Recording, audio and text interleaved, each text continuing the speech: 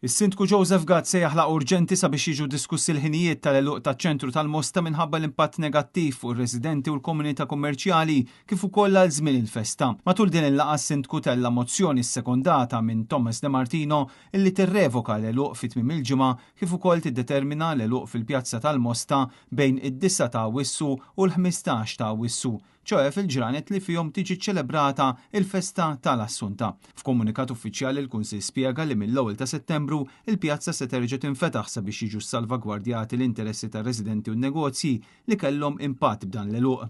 Fl-istess waqt ser jiskatta wkoll proċess ta' konsultazzjoni wiesa' maż-żoni kollha tal-Mosta, kif ukoll mal-arċipriet tal-Mosta, il-komunità kummerċjali, għaqdiet Mostin, NGOs illi jitolbu li jiltaqgħu mal-Kunsill dwar dan is-suġġett u entitajiet oħrajn kif meħtieġ.